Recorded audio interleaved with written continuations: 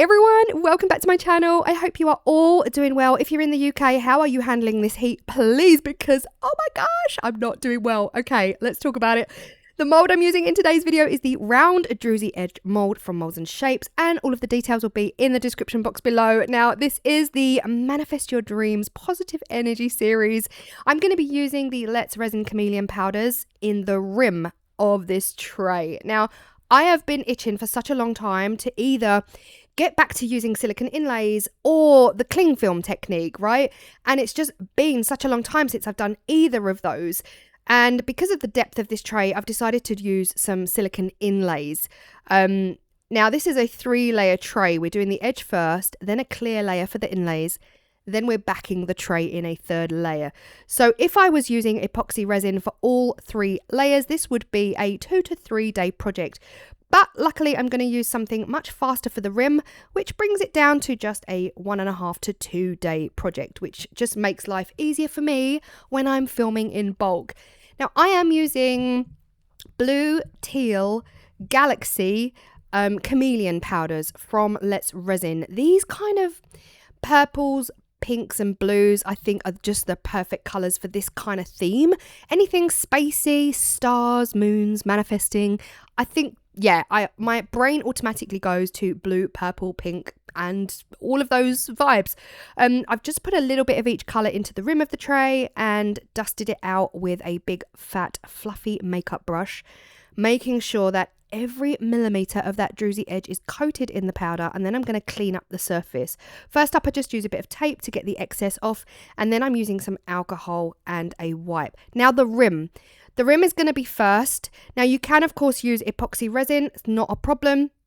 I could have used my Let's Resin Fast Cure epoxy resin, but for pure speed, I am going to be going with the MB Fiberglass Polycraft FC3680 in the black. This is a 3-minute mix and a 20-minute cure, and that will allow me to then pour the resin. But before I mix that, I am actually going to mix up my resin and set it off to be mixed by my Let's Resin mixing machine, because honestly, by the time the machine has done all of the mixing and I've done what I need to do, then the polyurethane will be set enough to handle a resin background. So trying to do 2 things at once here just makes sense, that I get the resin off, get it mixed by the Let's Resin mixing machine, and then I can just crack on and get the polyurethane rim done on the tray. So again, the mixing machine is a godsend, but honestly, you do still need to scrape the edges and the bottom of your cup because that blade won't reach. So scrape the edges, scrape the bottom, put it on the machine, walk away and just let it mix. Now, honestly, I usually just let the resin mix for 5 minutes, sometimes 10. And the Let's Resin can handle a 10-minute mix time. It's not going to set on me. I know that. It's not going to go off. It's not going to go exothermic.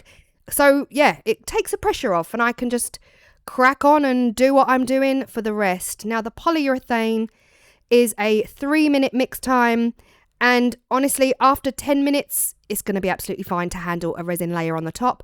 But demold time is around 20 minutes, 30 minutes, not long at all. And once I've got this rim poured, then we're good to go. Now I buy my polyurethane from MB Fiberglass here in the UK. They are the ones that create it. You can buy it in clear, in white, in cream and in black at this moment in time. Now let's talk about the inlays. Firstly, I am sorry. I am using my Stamperia Maxi Mold. This is the tarot palm reading kind of, yeah, maxi mold. And unfortunately, this is really hard to find. I've had many messages recently asking me if I know where I can get it. I just don't know. However, I directly messaged Stamperia on Instagram and I was like, hey, I am desperately trying to get hold of this mold. For my friends on YouTube who watch my videos, they've messaged me like, where can I get this mold? Please, please, please. And they did respond. Stamperia responded and said, sadly, this is no longer manufactured. They don't make this mold anymore. However, there are still loads out there. So they have advised everyone to use the image from the internet, right? Take the image of the mold from the internet, put it into your Google search bar and ask Google, where can I find this mold? And that should come up with all of your nearest stockists that have it in stock. And that was the advice they gave me. So I am sorry I'm using something in my video that isn't easy to get. Now, if you've been with me a while, you will know that last year or the year before, I made silicone inlays from the mould. Now, someone else also asked me if I can sell the silicone inlays, but honestly, my surfaces aren't flat and I don't feel like they're good enough to sell. But yeah, I made silicone inlays from the mould, and what I really want to use in today's video is 3 of those inlays from the mould and 1 inlay from one of the finner bear molds, one of the moths. Now, this technique I learned from Wendy from Toonpish Crafts is that when you're laying down your silicone inlays into your clear resin, spray them all with some isopropyl alcohol, and this will help eliminate bubbles when you flip them upside down and put them into your resin. I didn't do a very good job of that this time, but for the majority of the time it works. Now let's get back to the weeding. I mentioned a couple videos back that I have done a ton of weeding for this series, all about manifesting and, you know, all the power of positivity.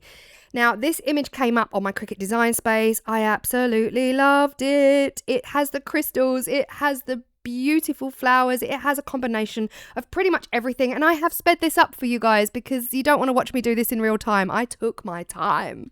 It has a gorgeous hexagonal design around the outside. It's got crystals, it's got moons. Now, this section here I really struggled with. This was a really detailed flower with petals, and I don't know what happened, but the vinyl felt like crunchy. It felt like it was melting. I don't know if you can see it here, but I think the Cricut design space couldn't handle the detail that was in this flower, and it just shredded the vinyl. Now, I genuinely thought, you know what, we'll get away with it. We'll try it, but that didn't work, so I'll talk more about that in a little while. So this is 24 hours later. It's time to peel the inlays out. Now, you will see here that I actually did sprinkle in some of those holographic stars and moons from Hemway. I thought that would just add a little bit of something to the surface of the tray when we finally demold and do all of the things. So this is what we are looking like. Honestly, silicone inlays, they're just next level. They just give a whole new dimension. They give depth. Could I just fill up the mold and just put the resin pieces in the tray? Yes, you can do that. You absolutely can. But those maxi molds by Stamperia, I don't know how good they're going to be with epoxy because they are plastic. I think they're designed for the likes of plaster of Paris, air dry clay, silicone and things like that. I don't know the longevity of those molds if I start using epoxy resin that's going to heat up big time. Let me know if you've used any of the Stamperia maxi molds, the plastic clear Stamperia maxi molds with epoxy resin. Let me know if you've used them and how they turn out. Sometimes I just prefer to make inlays, and then at least I've got the inlays forever and I don't have to worry about ruining a mold long term with resin. However, I say that I have ruined the odd mold making silicone inlays, but yeah. Okay, on the background here we're going to use some Galaxy and we're going to use some of the Plum. Instead of coating this in black, I would always say go for black. If you're using Chameleon powder, use a black background, it makes it all pop. I am going to be using the dark blue Starry Sky mica powder. This was sent to me by Amanda Towgood at Resin Supplies Den. This has like a shimmer in it. It's got like it's almost like super sparkle white, but inside a dark blue mica. And for that to come through, I really wanted to try the technique with the tape. This was another technique I learned from Wendy from Toonpish Crafts, and it's just getting a bundle of tape in your hand, crunching it up and removing some of the Chameleon powder so that there's some blank space, and I was hoping this would add some depth and we'd really see that dark navy blue coming through. So it's time for more epoxy resin. So PPE is back on, and I'm going to be using the Let's Resin Fast Cure Resin 4-hour fast cure resin. That brings this project up to a 24-hour project. So it would have been 3 days if I was using epoxy resin. Well, 3 days-ish. Sometimes epoxy resin can set enough in, say, 4, 5, 6, 7 hours in order to pour the next layer. But because I used the polyurethane, then resin, and now I'm using a fast cure, that can all be done in a day. So that's the beauty of the differences between the resins that you can purchase out there. Now, again, I'm a Let's Resin affiliate. This video is not sponsored by Let's Resin, but of course, all the details for Let's Resin will be in the description box below. Now, I did get the machine again to mix this up for me, just to save my hands. But then, of course, you do have to mix the mica powder in.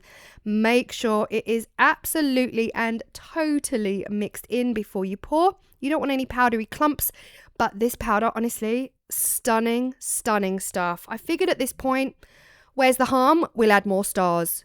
I do feel sometimes I get in this mood where I'm just like, chuck it all in. What's the worst that could happen? Like, it's still going to be sparkly. You want it sparkly? It's going to be sparkly.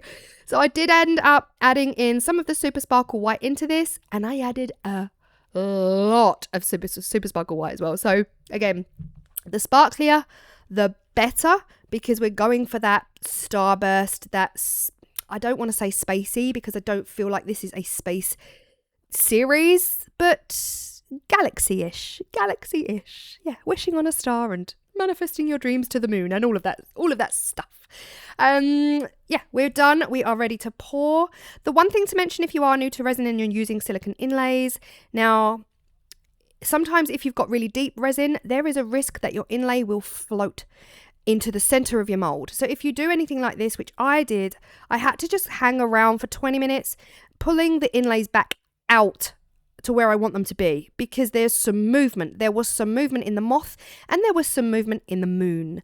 Luckily, the hand and the star were deep inlays. They didn't really move much at all. But if it's a shallow inlay, just keep your eye on it, babysit it, because they might move. Now you can see here, there's not much room left in the mold, so it's minimal at this point. I'm just pouring the black, no I'm not, I'm pouring the blue on the background, tilting the mold all the way around until it reaches the edges, and using a lollipop stick, of course, to help me do that.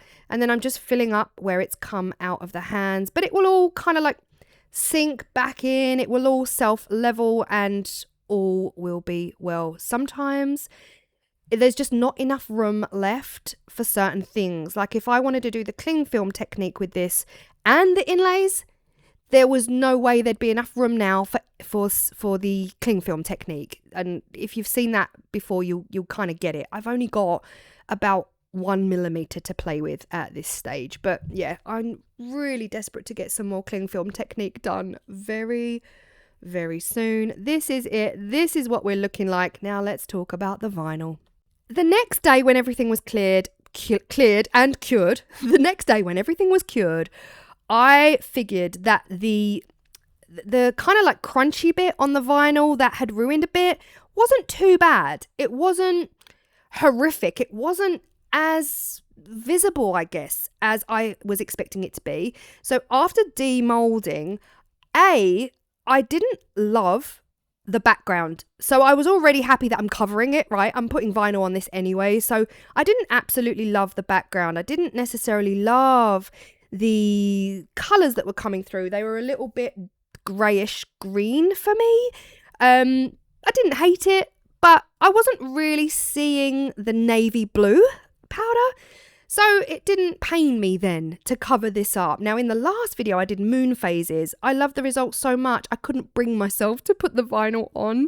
Whereas this time around I'm like, it's okay. I'm happy to put the vinyl on. You'll get the hint of the background, and then look what happened. And it didn't get any better.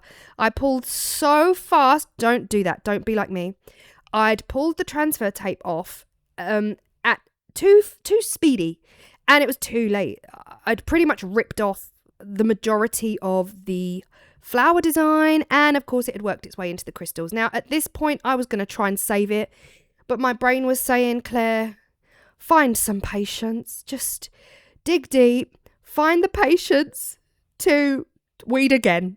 Yes, that meant weeding again. Peel it all off. Take it all off. Recreate the design, as in recut the design. And guys, it didn't go well. This was my third attempt and I still lost some of that flower. But did I give up? No. What is missing? I hear you ask. The hexagon had to go. It just got to the point, I did the second one completely destroyed the flower. It's like my blade, maybe I need a new blade, or the design was simply too small for the blade to handle. I lost the flower on the second one.